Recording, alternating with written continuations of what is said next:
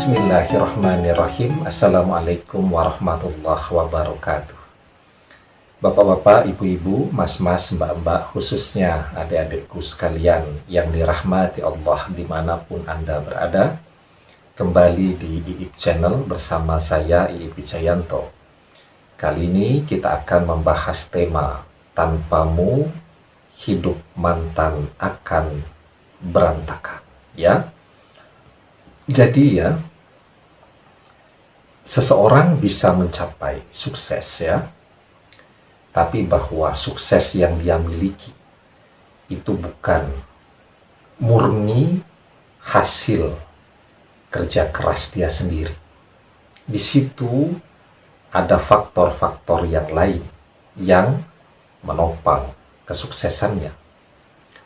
Contoh seorang suami itu bisa mencapai jabatan yang tinggi di tempatnya bekerja. Ya, promosi terus. Jadi manajer, jadi direktur ya. Dia bisa bekerja dengan tenang di kantor ya. Kenapa? Karena rumah ada yang mengurusi. Ya. Coba Anda berangkat ke kantor ya. Sementara nggak usah yang besar-besar deh. Saluran air limbah untuk cuci piring macet atau mampet. Ya. Persoalan ini belum ada yang handling. Belum ada yang mengcover atau mengambil alih. Itu di kantor mesti kepikiran terus. Ya. Begitu. Nah, kenapa dia bisa bekerja dengan tenang? Ya karena ada orang rumah, ada pendampingnya yang begitu mandiri ya, yang begitu penuh dedikasi, sehingga semua persoalan bisa dia covering dan memberikan ketenangan kepada suaminya ketika berangkat bekerja ya. Dia bisa ngurus anak-anaknya dengan mandiri ya. Dia bisa mengambil keputusan-keputusan cepat tanpa harus menambah beban kepada suaminya. Sayangnya banyak terjadi ketika sudah meraih jabatan yang tinggi, posisi yang strategis ya, ternyata melupakan jasa dari orang yang selama ini adalah penopang utama di dalam kehidupannya. Anda tahu bangunan seperti joglo itu ya, atau pondok lah ya. Pondok itu kan punya 4 kaki, 4 pilar ya. Satu pilar dibuang, hanya tersisa 3 tiang, doyong, dan ambruk. Ya, begitu.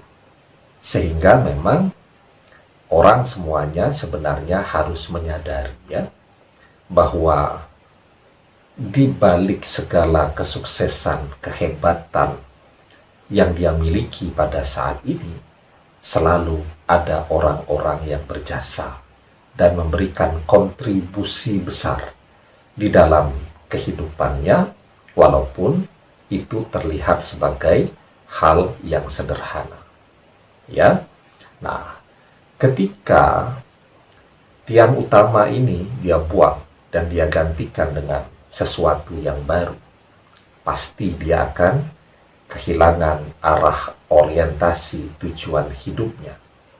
Ya, Anda bisa lihat ketika orang masih bujangan, punya gaji 5 juta sebulan.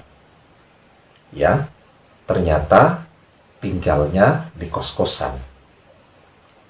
Ya, punya sepeda motor itu pun yang dibawa sejak kuliah, artinya warisan atau pemberian dari orang tuanya. Ya, baju baru tidak punya, aset apalagi tabungan juga tidak punya. Begitu dia menikah, ya, dengan gaji sama 5 juta.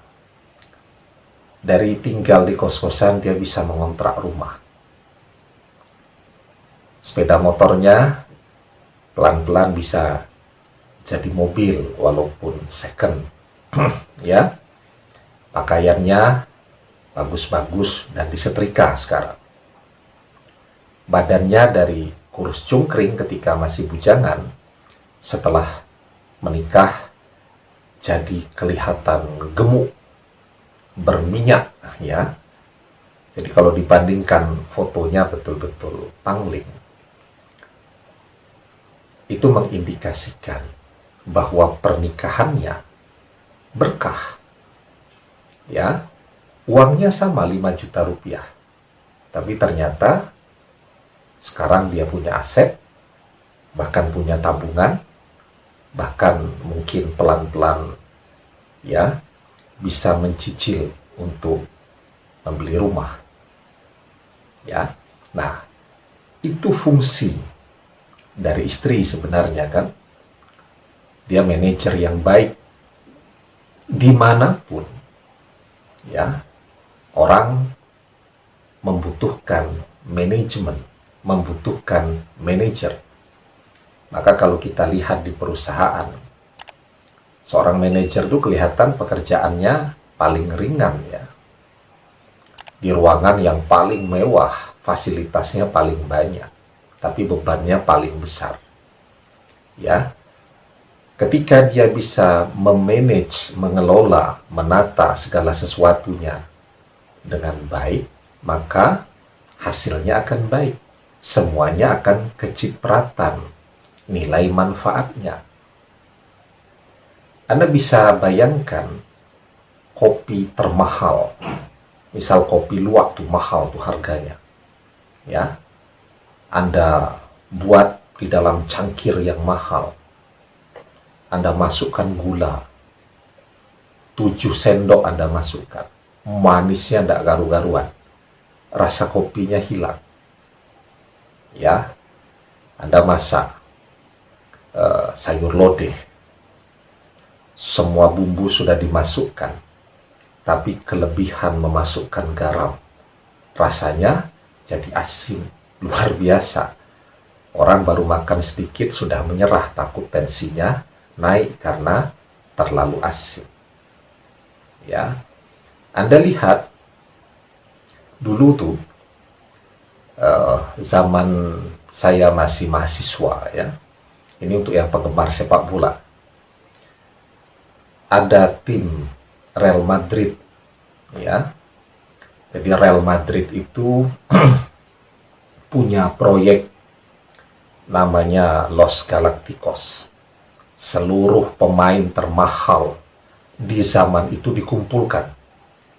Ada Zinedine Zidane ya, itu memecahkan rekor transfer dari temennya yang sebelumnya sudah bergabung ke klub Real Madrid, Luis Figo ya. Kemudian strikernya ada Raul Gonzalez, ada Fernando Morientes.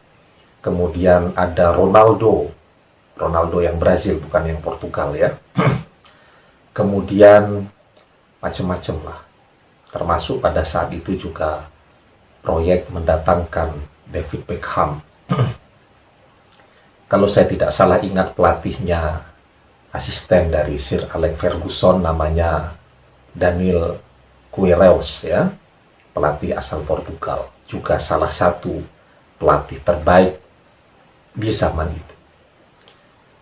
Proyek Los Galacticos ini menghabiskan triliunan dolar ya untuk mendatangkan pemain-pemain hebat. Tapi ternyata pemain-pemain hebat itu egonya besar-besar. Ya, dia harus dipimpin oleh seorang manajer yang keras ya, yang bisa menyatukan berbagai ego-ego tadi.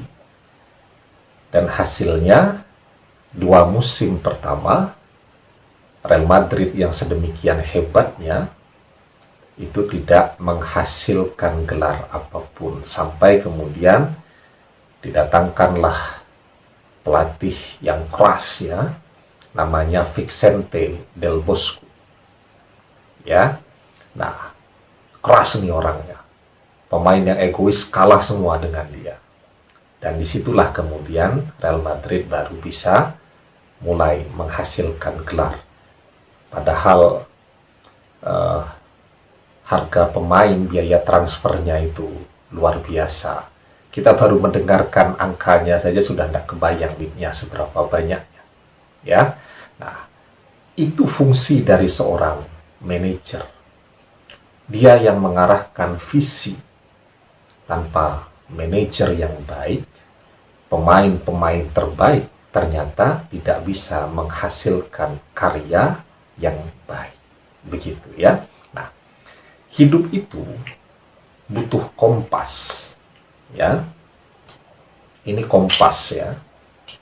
Kompas ini sangat berjasa kepada saya ya. Kompas ini kalau orang mau naik gunung itu harus bawa kompas ya. Untuk sholat kan kita butuh lihat arah kiblat. Kemudian kalau di tengah hutan yang mataharinya tidak kelihatan, kompas sangat membantu ya. Saya kalau membimbing ibadah umroh itu selalu membawa kompas ya. Kompas handphone ada, tapi saya lebih pede kalau membawa kompas yang seperti ini ya. Jadi kalau 6 bulan misal tidak berangkat membimbing ibadah umroh, kadang-kadang nama dari pintu-pintu di Masjidil Haram itu sudah berubah lagi ya. Jadi pintu favorit saya, karena posisi hotel-hotel umroh itu biasanya dari kawasan Misfalah itu dulu namanya pintu Fahad ya, Babul Fahad. 6 bulan kemudian saya berangkat, padahal ketika manasik saya sudah menjelaskan nanti kita masuk melalui Babul Fahad ya. Ternyata sudah ganti namanya jadi pintu Malik Abdul Aziz ya. Penomorannya juga sudah geser semua. Nah, ketika di dalam itu juga kadang-kadang karena orangnya banyak sekali, kita mencari posisi pintu itu kita patok dari posisi hotel kita ya. Jadi kita dimanapun kita ikuti saja kompasnya, ketemu nanti pintunya ya. Nah, jadi itu menunjukkan bahwa setiap manusia butuh kompas, butuh sesuatu yang memandu ya, memandu mengarahkan dia hingga ke tujuannya. Dan disitulah fungsi dan peran Anda yang sesungguhnya. Anda yang mengarahkan mantan hingga sampai ke terminal atau ke titik seperti yang dia capai pada saat ini. Ya. Apa kemudian ketika dia memilih orang baru, orang ketiga, bisa menggantikan peran Anda? Saya yakin tidak. Ya. Karena Anda sudah membuktikan dedikasi, menemani dia, mendampingi dia sejak dia susah. Dia bisa sukses karena Anda tidak rewel. Anda tidak pernah minta yang aneh-aneh. Tidak pernah minta jalan-jalan field trip ke Eropa misalnya. Anda adalah orang yang qanaah, yang bersyukur. Ya, Anda juga tidak boros. Tidak suka nongkrong di mall misalnya. Nongkrong di mall itu kan mahal. Apa itu, kita minum kopi saja ya. Kalau kita buat sendiri pakai batu es, paling habis duit Rp5.000 kan. Tapi kalau kita nongkrong di mall bisa sampai Rp75.000. Anda tidak pernah nongkrong di mall ya. Sehingga uang yang diberikan oleh suami Anda bisa Anda tabung, sehingga punya tabungan, sehingga bisa untuk uang muka beli rumah, sehingga bisa punya rumah, dan seterusnya. Sementara orang ketiga, ini kan melihat dia sudah jadi nih. Dompetnya sudah tebal, rekeningnya isinya penuh. Sehingga apa yang membuat orang ketiga ini jatuh cinta kepada mantan Anda? Ya karena fasilitas yang dia miliki. Ya. Jadi orang yang ketemunya sudah dekat dengan garis finish, itu nilai kualitasnya berbeda dengan orang yang bersama-sama berlari dari start. Ya. Anda bisa lihat seseorang yang berangkat dari keluarga yang serba terbatas, tapi dia punya semangat hidup yang begitu besar untuk mengubah nasibnya. Kemudian dia jadi orang kaya. Ya. Dia punya anak. Tapi anaknya tidak pernah tahu betapa berat perjuangan orang tuanya. Ia diceritakan tapi tidak pernah merasakan. Ya. Diberikan nilai berdasarkan pengalaman. Dia punya pengetahuan, tetapi dia tidak punya pengalaman itu. Ya. Sehingga kalau bapaknya dulu sepatunya mangap, tidak ada masalah. Ya. Si anak yang lahir-lahir sudah orang kaya, jangankan sepatunya mangap, lecet sedikit saja sudah tidak mau berangkat ke sekolah. Itu darahnya, gennya sama dengan bapaknya. Yang membedakan apa? Pengalaman hidup. Yang membuat cara menyikapi hidup menjadi berbeda. Ya. Nah, jadi orang ketiga yang bersama mantan Anda sekarang kan mau enaknya saja. Ya. Dan itulah yang kemudian akan membuat mantan Anda kehilangan arah orientasi hidup yang sesungguhnya. Akan berantakan.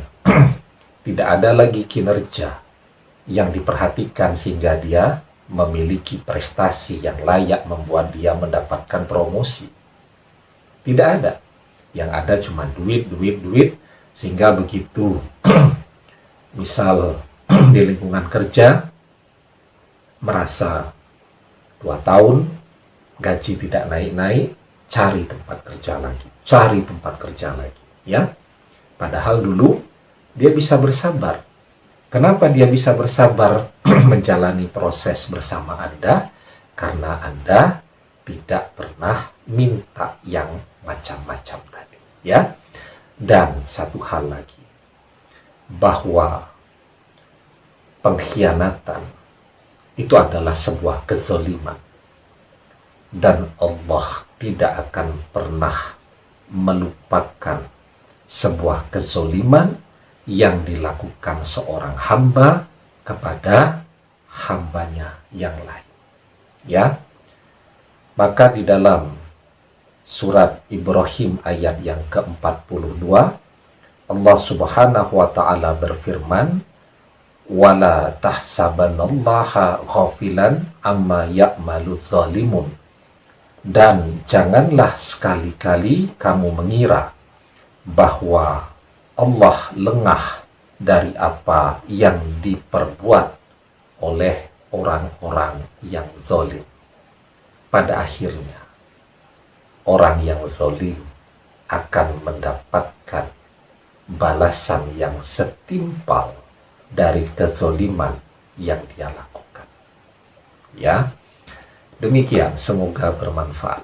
Wallahu a'lam bishawab, billahi taufik wal hidayah. Assalamualaikum warahmatullahi wabarakatuh.